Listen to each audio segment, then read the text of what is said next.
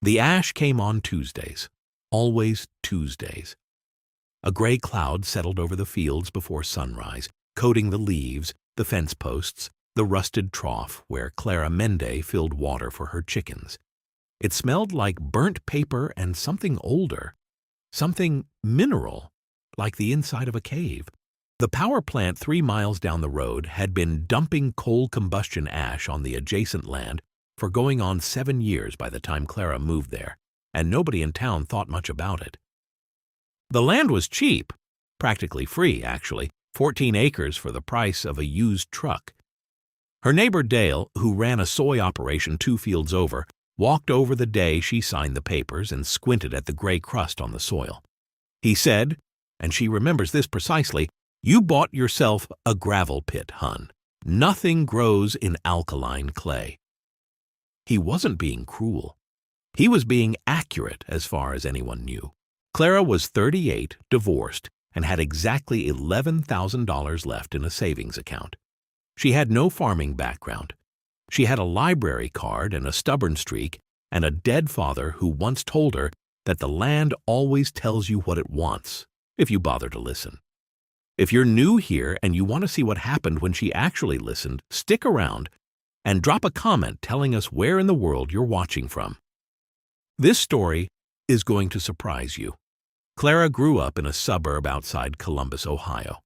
Her father, Roy Mende, had been a soil technician for a municipal water authority for 31 years. Not a farmer, but a man who spent his working life thinking about what goes into the ground and what comes back out.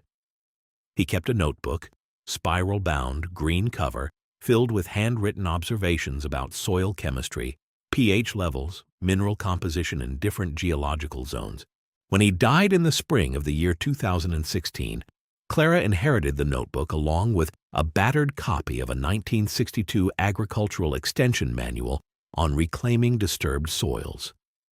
Roy had written in the margins, dozens of notes, underlining, arrows.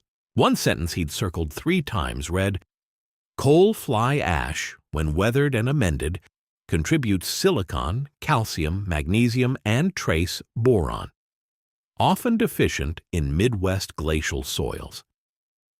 Clara read that circle on the drive back from the funeral. She didn't fully understand it yet, but she didn't throw the notebook away. For almost 2 years before she bought the land, Clara spent her evenings at the Columbus Metropolitan Library working through agricultural chemistry papers, extension service bulletins, and a handful of academic journal articles she printed out and annotated in her own margins. She learned that coal fly ash, the fine particulate waste from burning coal, has a complicated reputation. In large doses, poorly managed, it raises soil pH too high, locks out nutrients, and can concentrate heavy metals. That part, the part Dale knew, is real. But she also found papers, published studies from Purdue and Penn State, documenting something different. That fly ash, in controlled quantities, mixed into acidic or nutrient-depleted soil over multiple seasons, can function as a slow-release mineral amendment. Selenium, boron, calcium. A silicate scaffold that improves water retention in sandy ground. The key was the ratio, the weathering time, and the organic matter you added alongside it. The key was also testing, constantly testing, so you knew what you were actually dealing with. Clara bought a soil testing kit. Then she bought a better one. While Clara was reading papers alone on Tuesday nights, the agricultural world around her was moving in a completely different direction. The big operations in that county were going deep into synthetic input cycles, anhydrous ammonia for nitrogen, phosphate fertilizers, herbicide packages bundled with patented seed varieties. Input costs per acre had climbed sharply through 2017 and 2018.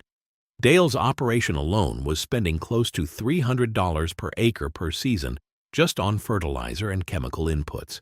It was working for now because commodity soy prices were holding. The farms looked productive. They also looked brittle. One bad price swing or one disrupted supply chain away from a very hard year. Clara noticed this. She didn't comment on it. She just kept reading and made one quiet decision. She would spend the first year not planting a single crop. She would spend it amending, testing, and watching. The first real challenge was understanding exactly what the ash had done to those 14 acres. Clara sent 6 soil core samples to a lab in Indiana in the spring of 2019. The same week, she took possession of the land. The results were sobering, but not catastrophic. pH sat at 8.1 in the most heavily deposited zones, high but not extreme. Calcium was off the charts. Boron was elevated. Heavy metals, arsenic, selenium, were present but below the thresholds that would classify the soil as contaminated under EPA standards. The ash had been weathering in place for years, which mattered. Fresh fly ash is more soluble, more reactive.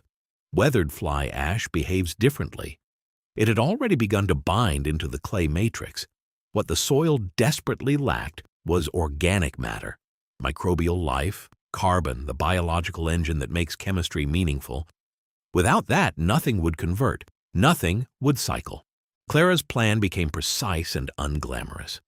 She was going to spend 1 full year feeding microbes. She ordered inoculant mixes, mycorrhizal fungi cultures and bacterial consortiums used in bioremediation work, from a supplier in Pennsylvania. She sourced wood chip mulch from 3 tree trimming companies that were grateful to drop loads for free rather than pay tipping fees. She contacted a mushroom farm 40 minutes away and arranged to collect their spent substrate, the sawdust and straw blocks after the fruiting was done, by the pickup truck load.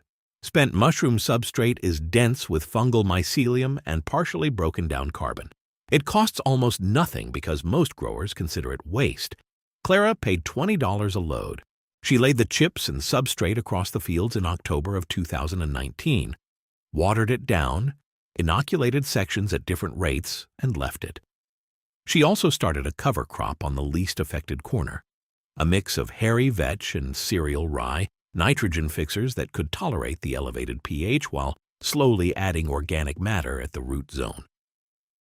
Dale watched from his truck one afternoon and didn't say anything. His silence said enough. By spring of 2020, the soil tests came back from Indiana noticeably different. pH had dropped from 8.1 to 7.6 in the mulched sections. Not neutral yet, but moving. More importantly, microbial activity indicators, estimated as carbon dioxide respiration per gram of soil, had roughly doubled in the inoculated zones. Something was waking up in there. Clara noticed it before the test results confirmed it. The soil, which had had the dry, powdery, slightly gritty texture of poorly set concrete, had begun to develop small granular aggregates near the surface. When you pressed a handful and released it, it held its shape briefly instead of crumbling to dust. That is what functional soil structure feels like. Clara stood in the middle of the field on a cold March morning and pressed a handful and let it fall and felt something she had not let herself feel in 2 years. Cautious hope, the kind that doesn't announce itself, the kind that shows up quietly, like a change in the way the light hits the ground. She planted that spring, not a large crop, targeted, strategic. She chose sunflowers for the high pH zones because sunflowers are notably tolerant of alkaline conditions and because they are hyperaccumulators. Their root systems actively pull certain heavy metals upward into their biomass, reducing soil concentrations over time. She planted a section of sorghum, which similarly tolerates alkalinity and drought. On the corners with the best amended soil, she planted a test plot of mixed root vegetables, carrots, parsnips, beets, all root crops that would tell her whether the soil chemistry was stabilizing at depth, because they grow down into it rather than just sitting on top. The logic was educational as much as commercial. She was running a field experiment. Every row was a data point. The sunflowers grew to a height that stopped people's cars on the road out front. Not because sunflowers are unusual, because these particular sunflowers on this particular ash-covered land that everyone in the county had written off as sterile were enormous, uniformly, structurally enormous. Heads the size of dinner plates, stalks as thick as a man's thumb. Facing the road in mid-July like a statement. Dale pulled his truck over. He got out. He walked to the fence line. He didn't say anything for a long time. Then he said, "What did you put in there?" Clara told him. He shook his head slowly. Not with contempt this time, with something closer to disbelief. The root vegetable plot produced a harvest in October of 2020 that Clara sent to a local food cooperative and to a farmer's market in Columbus. The carrots came back from an independent nutritional testing lab. She paid for this herself, $70, with mineral profiles that caught the attention of the cooperative's purchasing manager. Higher calcium.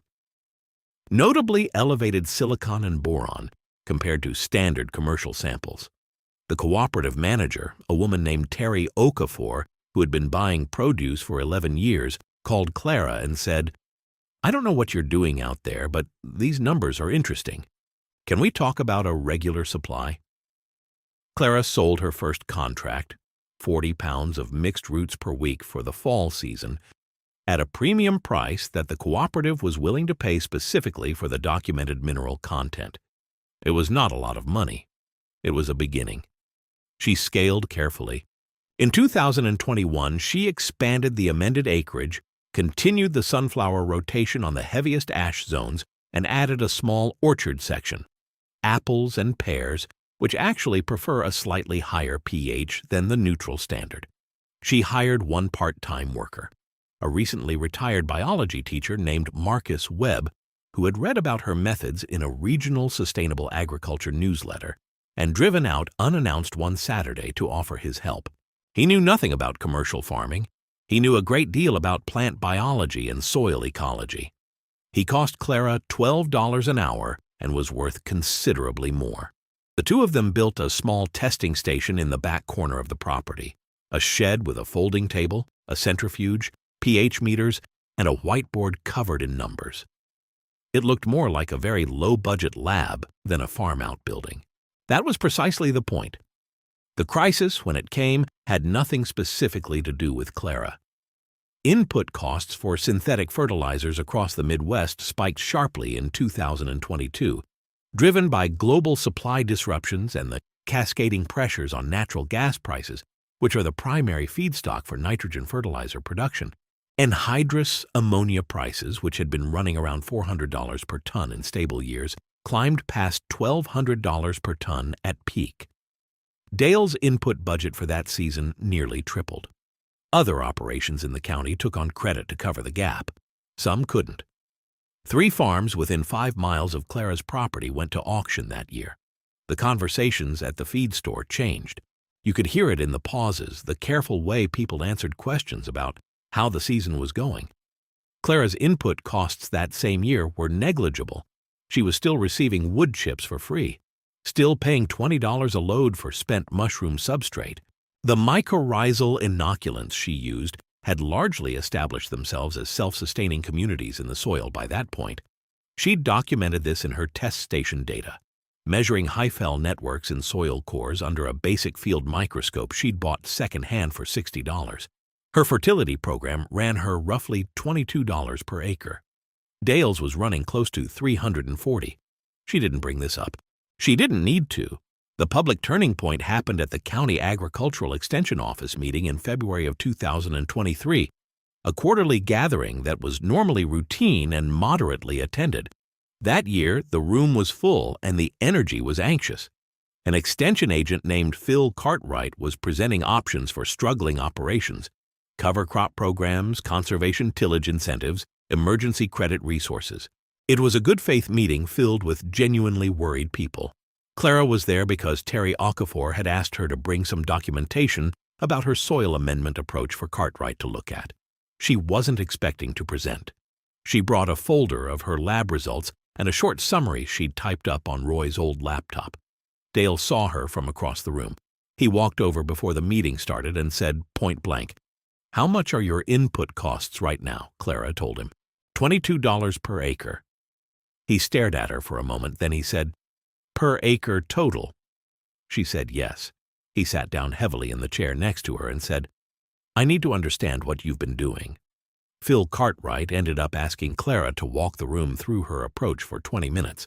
She stood at the front with her folder and her printed lab results and talked about fly ash chemistry, mycorrhizal inoculants, pH management through organic matter, and sequential hyperaccumulator cropping. Half the room had never heard of any of it. Most of them were skeptical. But they were also paying $340 per acre for inputs they could no longer afford. So they listened. Later that spring, a regional agricultural technology company sent a representative to Clara's farm. The representative, a man named Steve Holler, who wore clean boots that had never touched a field, offered Clara a licensing deal. The idea was that she would formalize her amendment protocol, essentially write up her approach as a proprietary system, and license it to the company, which would produce and sell it under their brand. The offer was significant, financially significant. He said the number with practiced casualness, $400,000 up front and a royalty structure on future sales.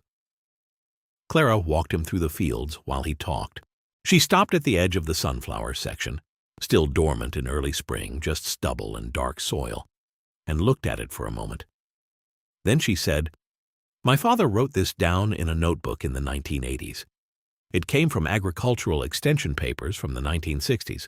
There's nothing proprietary here. It's just chemistry that people forgot to pay attention to." Steve Holler started to explain how the legal structure would work. Clara thanked him for coming and said she had fields to check. He left with the same clean boots. What she did instead was start a series of informal Saturday workshops on her property. She charged nothing. She put notices up at the feed store and extension office. The first one drew 11 people, mostly struggling small-scale farmers, and one curious high school student who had read about her in the Columbus Dispatch. She walked them through soil testing, pH interpretation, low-cost amendment sources, inoculant sourcing, and hyperaccumulator sequencing. Marcus built a simple printed guide, double-sided, with diagrams he drew by hand. Clara made coffee. Dale came to the third workshop and sat in the back and took more notes than anyone. By the summer of 2023, 4 neighboring properties had begun implementing versions of her amendment approach. 2 of them were on land with soil problems not related to fly ash at all. One was severely compacted clay. One was chronically acidic from decades of ammonium sulfate applications. But the principles transferred: organic matter, microbial communities, sequential crops matched to the specific deficiencies or excesses the soil tests revealed. The method was not a miracle. It was systematic patience applied to chemistry that the industry had decided wasn't worth thinking about. At the end of that summer, Clara got a letter from an associate professor at Ohio State University's agricultural department who had seen the Columbus Dispatch piece and had subsequently read through the soil data she had published freely on a simple website Marcus helped her set up. The professor, Dr. Anita Bose, was writing to say that Clara's multi-year data set on fly ash weathering and biological amendment was the kind of longitudinal field data that was difficult to generate in controlled academic settings. She asked if Clara would be willing to collaborate on a formal study. Clara wrote back the same day. She said yes. She also attached the scan of Roy's green notebook. She thought Dr. Bose might find the margins interesting. The ash still comes on Tuesdays. The power plant hasn't changed its schedule, but Clara's relationship with Tuesday mornings has changed entirely. She walks the fields with a soil probe before the sun gets high, taking cores from different sections, watching how the surface responds after a deposit. What once looked like ruin looks like raw material. The gray crust on the leaves washes off with the next rain. Underneath, the soil that everyone called dead is dense with fungal threads, bacterial colonies, and root systems working a chemistry that most people in that county never thought about until they couldn't afford not to. Roy Mende never owned a farm. He never made money from the knowledge he spent 30 years accumulating. But the notebook is in the testing shed now, under a clip so it doesn't blow away when the door opens. His circles and margin notes are faded but legible. Clara reads them sometimes when the numbers from a new soil core don't add up the way she expects. The answers are usually already there. There's a version of this story where Clara sells the license, takes the $400,000, and the approach gets repackaged and sold back to the same struggling farmers at a price they can't afford. That version happens all the time. Clara chose a different ending, not because she is saintly. She will tell you plainly that she was also broke and needed a path forward, and that is all this ever was. But she understood early that the value in what she found was only real if it could be used. Locked in a patent, it would calcify into exactly the kind of forgotten knowledge that sent her to the library in the first place. Whatever land you're standing on, whatever version of a gray field full of problems you're looking at right now, the habit that saved Clara's farm was the same habit that probably applies to yours. She tested before she assumed. She amended before she planted. She read what experts had already figured out and forgotten, and she matched it to the specific chemistry in front of her rather than applying a generic solution. That sounds simple. It is simple. It is also the thing most people never do, because simple takes patience and patience does not generate an invoice. But the land does tell you what it wants. Clara's father was right about that. You just have to be in the field early enough and quiet enough and willing to listen. If this story moved you, or if you know someone sitting on a piece of ground that everyone says is worthless, share it with them. Leave a comment and tell us, what piece of land or problem in your own life did people say was hopeless before you found out it wasn't? We read everyone. Subscribe so you're here when the next story lands.